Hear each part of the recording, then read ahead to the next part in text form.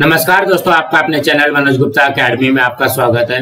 दोस्तों, आज हम लोग कक्षा 8वीं के गणित में पाठ 7 विचरण का प्रश्न संग्रह 7.1 करने वाले हैं। दोस्तों, अभी तक आप लोगों ने इस चैनल को सब्सक्राइब नहीं किया तो प्लीज सब्सक्राइब और चैनल लाइक कीजिए और अपने फ्रेंड्स के साथ शेयर कीजिए। दोस्तों, बाकी विषय के भी प्रश्नोत्तर के वीडियो बना करके अपलोड किया गया है, उसका लिंक आपको डिस्क्रिप्शन बॉक्स में दिया गया, आप लोग वहां पर जाकर के देख सकते हैं। तो आइए अब हम चालू करते हैं प्रश्न संग्रह 7.1। प्रश्न संग्रह 7.1 को स्टार्ट करने के पहले हम लोग कुछ उसके बेसिक पार्ट देख लेते हैं। ये है पाठ 7 विचरण। थोड़ा याद करें, देखो यहाँ पे क्या दिया गया है। 1 दर्जन कापियों का मूल्य अगर 240 रुपया हो तो 3 कापियों का मूल्य कितना होगा, 9 कापियों का मूल्य कितना होगा, 24 कापियों का मूल्य कितना होगा, 50 कापियों का मूल्य कितना होगा। इसे ज्ञात करने के लिए निम्नलिखित सारणी पूर्ण कीजिए। अब यहाँ पे देखो 12 कापी का मूल्य दिया गया, मतलब 1 दर्जन का मतलब कितना हो गया, 12 कापी। 12 कापियों का मूल्य दिया गया 240 रुपया। तो 1 कापी का मूल्य कितना हो जाएगा, 20 रुपया हो जाएगा। 3 कॉपी का मूल्य कितना हो जाएगा, 20 3 60 हो जाएगा। 9 कॉपी का मूल्य कितना हो जाएगा, 9 दूनी 18 180 रुपया हो जाएगा। 24 कापी का मूल्य कितना हो जाएगा, 24 दूना 48 480 रुपया होगा। 50 कापी का मूल्य कितना होगा, 50 दूना 100 1000 हो जाएगा। तो अगर हम लोग यहाँ पे ध्यान देते हैं, देखो यहाँ पे जब कापी की संख्या बढ़ रही है तो ये भी बढ़ेगा, मूल्य भी बढ़ेगा। कापी की संख्या कम हुई तो ये मूल्य कम हो गया।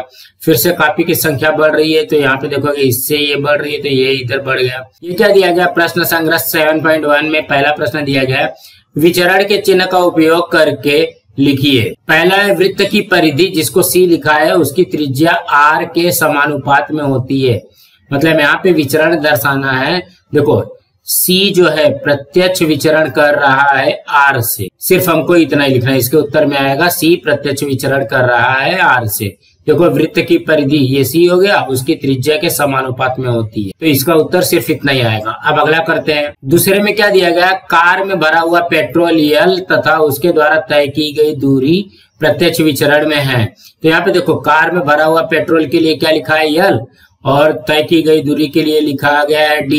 इसका मतलब यही हो जाएगा, L जो है प्रत्यक्ष विचरण कर रहा है D से, ये आएगा इसका उत्तर। अब हम अगला करते हैं। दूसरे में क्या दिया गया है, सेब का मूल्य तथा सेब की संख्या में प्रत्यक्ष विचरण है। यहाँ पे देखो सेबों की संख्या में x दिया गया है और सेब का मूल्य y दिया गया है, इसमें प्रत्यक्ष विचरण हो रहा है।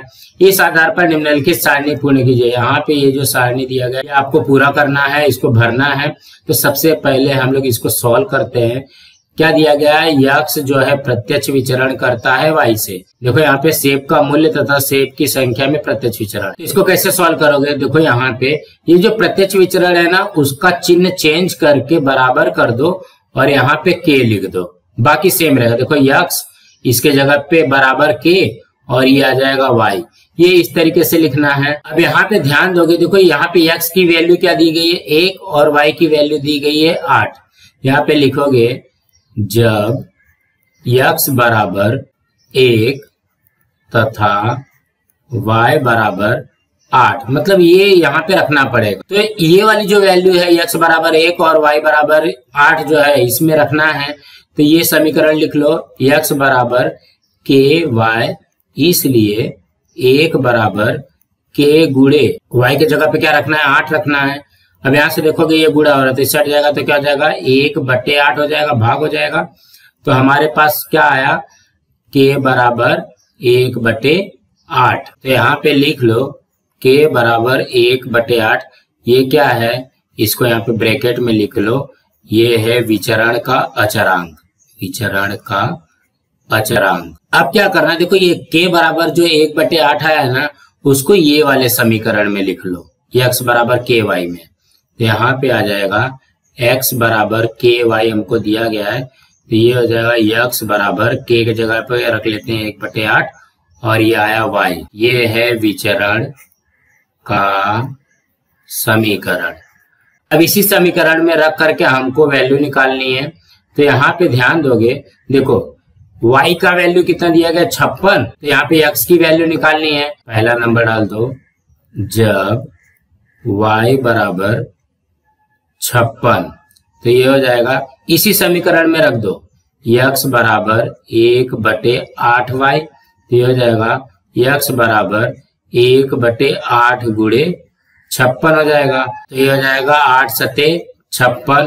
तो यहाँ पे हो जाएगा यक्स बराबर ये आया 7। ये आएगा इसका उत्तर। अब हम यहाँ पे भर लेते हैं 7।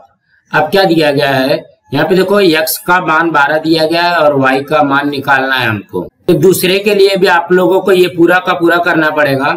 अब यहाँ पे दूसरे में क्या दिया गया है, जब यक्स बराबर, यहाँ पे लिख लो, जब यक्स बराबर 12, तो ये वाला जो यक्स बराबर 12 है ना, फिर से इसी समीकरण में रखो।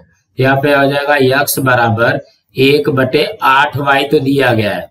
ये हो जाएगा यक्स का वैल्यू कितना दिया गया 12 और यहाँ पे हो जाएगा 1/8 गुणे वाई, इस तरीके का आएगा। तो यहाँ पे इसको सॉल्व कर लो, 12 बराबर 1/8 गुणे वाई। अब ये देखो कि यहाँ पे 8 से भाग हो रहा है तो इससे हट जाएगा तो क्या हो जाएगा, गुणा होगा। तो 12 गुणे 8 बराबर 1 गुणे वाई, ऐसा आएगा। तो हो जाएगा 12 8 72 बराबर 1 में वाई का गुणा किया तो वाई, ये हो जाएगा वाई बराबर 72। ये आएगा इसका उत्तर y बराबर 72। तो यहाँ पे लिख दो, ये आ गया 72। अब क्या करना है, y बराबर 160 रखना है। तो फिर से इसी समीकरण में रखना पड़ेगा।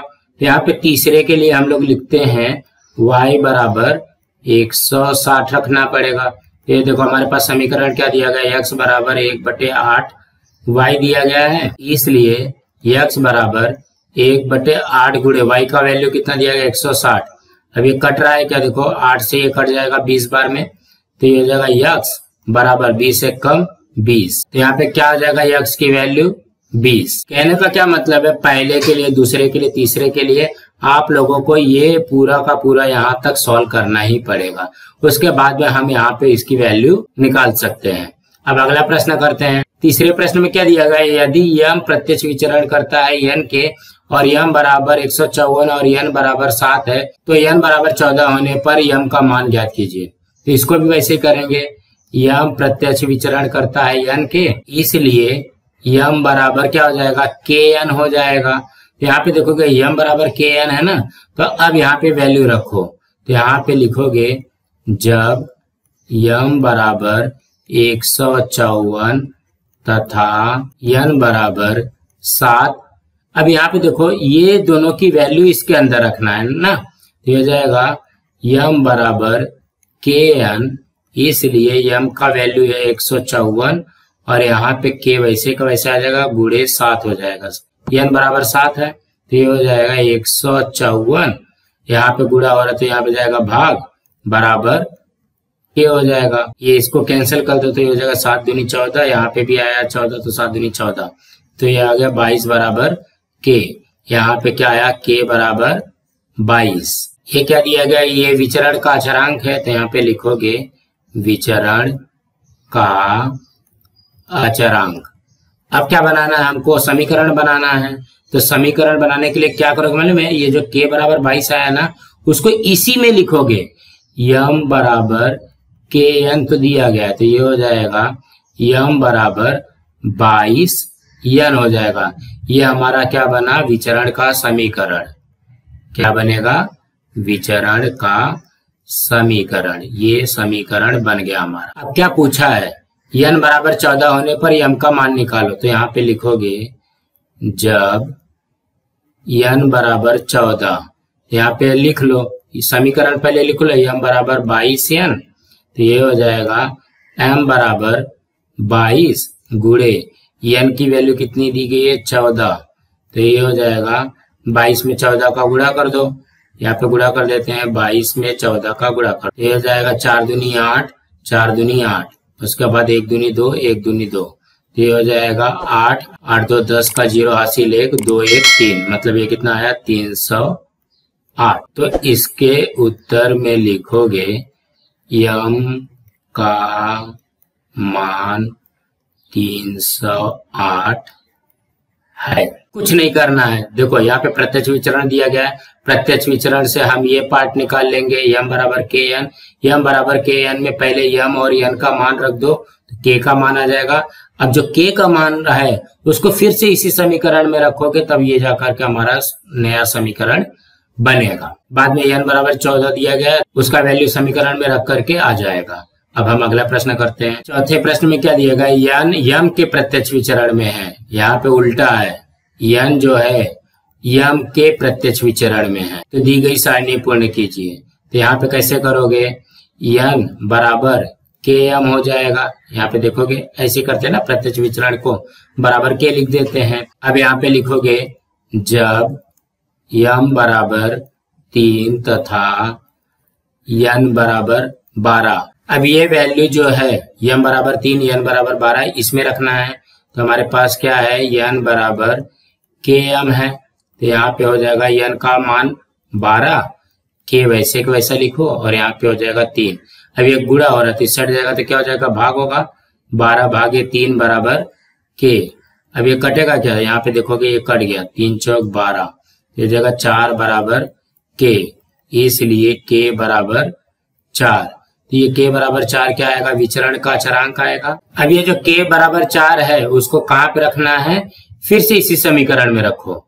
तो यहाँ पे आ जाएगा के बराबर 4 तो है दिया गया है, यन बराबर के एम में रखना है। तो ये हो जाएगा यन बराबर के जगह पे 4 यम, ये क्या बनेगा, ये विचरण का समीकरण बनेगा। तो यहाँ पे लिखोगे विचरण का समीकरण। ये आप लोगों को तो कर लेना है। अब यहाँ पे क्या दिया गया, देखो यम बराबर 6.5 रखते हैं। तो यहाँ पे लिखोगे, पहले के लिए हल करते हैं, यम बराबर 6.5 किस में रखोगे, यही समीकरण में रखोगे। तो यहाँ पे समीकरण लिख लो, यन बराबर 4 यम, इसलिए यन बराबर 4 गुणे 6.5। फिर यहाँ पे यन बराबर 6.5 में 4 का गुणा करोगे तो कितना आ जाएगा, ये आ जाएगा 26 आएगा। एक्चुअल में 26.0 आता है। देखो 6.5 में 4 का गुणा करते तो 4 पंचे 20 हासिल 2, 4 छंग 24, 2 26। यहाँ पे दशमलव के बाद में एक अंक रहता है ना, तो 26.0 को हम लोग सिर्फ 26 भी लिख सकते हैं। यहाँ पे हमारा उत्तर कितना हो जाएगा, ये आ जाएगा 26। अब हम दूसरे के लिए निकालते हैं। देखो यहाँ पे क्या दिया गया, यन बराबर 28 दिया गया है। तो यहाँ पे लिखोगे जब यन बराबर 28, फिर से इसको इसी में रखो। तो हो जाएगा यन बराबर 4 यम, इसलिए 28 बराबर 4 गुणे यम हो जाएगा। तो यहाँ पे ध्यान दोगे ये गुणा हो रहा है तो इससे हट जाएगा तो क्या हो जाएगा, भाग होगा, 28 भागे 4 हो जाएगा। और यहाँ पे यम आएगा, देखो यहाँ पे गुणा हो रहा है तो इससे हट जाएगा, भाग कटेगा ये, तो ये हो जाएगा 4 सत्ते 28, मतलब यहाँ पे 7 आ जाएगा। 7 बराबर यम, इसलिए यम बराबर 7। यहाँ पे क्या आया, ये आ जाएगा हमारा 7। अब तीसरे के लिए करते हैं। तीसरे में क्या दिया गया है, यम बराबर 1.25। यहाँ पे लिखोगे जब यम बराबर 1.25। अब यहाँ पे समीकरण में रखो, यन बराबर 4 यम तो दिया गया है, इसलिए यन बराबर 4 गुणे यम का मान कितना रखना है, 1.25। अब इसका गुणा करोगे तो यहाँ पे गुणा कर दो, 1.25 में 4 का गुणा करो, 4 पंचे 20 हासिल 2, 4 दूनी 8, 2 10 हासिल 1, 4 एकम 4 और 1 5 हो जाएगा। कितने अंक के बाद दशमलव है, 2 है। यहाँ पे 2 अंक के बाद दशमलव लग जाएगा, मतलब ये कट जाएगा। यहाँ पे क्या आया, यन की वैल्यू आ गई 5। बस इसी तरीके से करना है। अब हम अगला करते हैं। पांचवें में क्या दिया गया है, y x के वर्गमूल के प्रत्यक्ष विचरण में बदलता है। जब x बराबर इतना तो y बराबर 24। तो विचरण का अचरांक ज्ञात कीजिए और विचरण का समीकरण ज्ञात कीजिए। मतलब हमको विचरण का अचरांक निकालना है और विचरण का समीकरण निकालना। तो यहाँ पे हम लोग लिखते हैं सबसे पहले y जो है x के वर्गमूल का प्रत्यक्ष विचरण में बदलता है। y जो है प्रत्यक्ष विचरण करता है x के वर्गमूल में, तो ये हो जाएगा y बराबर k, ये तो होता ही है। अब यहाँ पे x का वर्गमूल हो जाएगा, ये हो जाएगा। अब क्या बोला गया है, x बराबर 16 और y बराबर 24।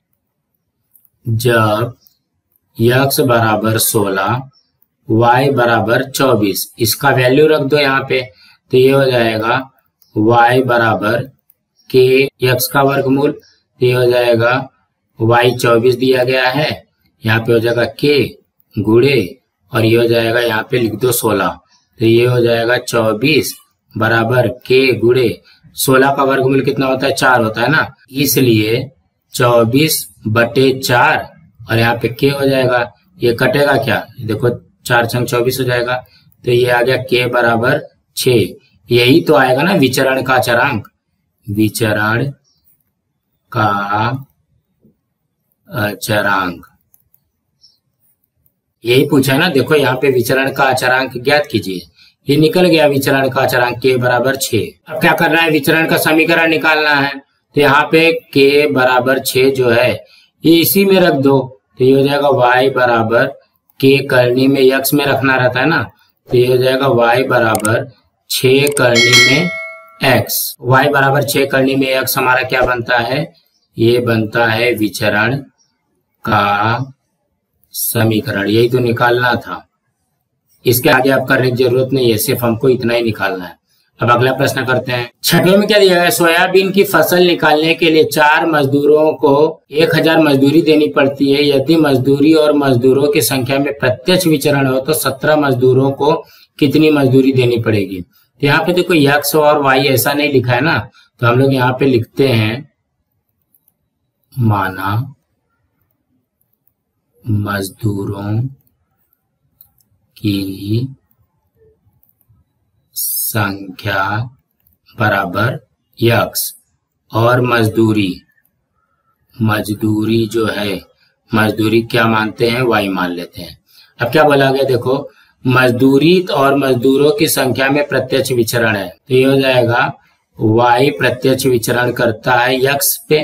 देखो मजदूरी मजदूरों की संख्या में प्रत्यक्ष विचरण करता है, तो ये बनेगा y बराबर kx बन जाएगा ये हमारा। अब यहाँ पे देखो मजदूरों की संख्या है ना, 4 मजदूर दिया गया है, यहाँ पे लिखोगे जब मजदूर की संख्या के लिए क्या है, x है, x बराबर 4 और y बराबर 1000 आएगा।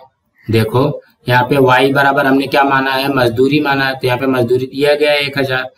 अब इसको यहाँ पे वैल्यू रखते हैं, तो यहाँ पे इसको इसी में वैल्यू रखोगे तो क्या हो जाएगा, y बराबर kx, इसलिए y कितना दिया गया है 1000, k दिया गया है, x दिया गया है 4। अब ये गुणा हो रहा है तो इससे हट जाएगा, तो क्या हो जाएगा, भाग हो जाएगा, 1000 में भाग हो जाएगा 4 का बराबर k, तो हो जाएगा ये इससे कटेगा, तो ये कितने एक बार में कटेगा, 250 में कटेगा, यहाँ पे आ जाएगा 250 बराबर k, इसलिए k बराबर 250। ये क्या आएगा, ये विचरण का अचरांक आएगा। यहाँ पे लिखोगे विचरण का अचरांक। अब ये जो k बराबर 250 आया है, इसको क्या करोगे, इसी में रखोगे। यहाँ पे लिखो y बराबर kx, यहाँ पे रखना है, तो हो जाएगा y बराबर k का मान दिया गया 250 और यहाँ पे आ जाएगा x, y बराबर 250 x। ये क्या बनेगा, ये बनेगा विचरण का समीकरण। अब यहाँ पे क्या पूछा गया, 17 मजदूरों को कितनी मजदूरी देनी पड़ेगी। मजदूरों दिया गया ना, तो मतलब मजदूरों की संख्या दिया गया x।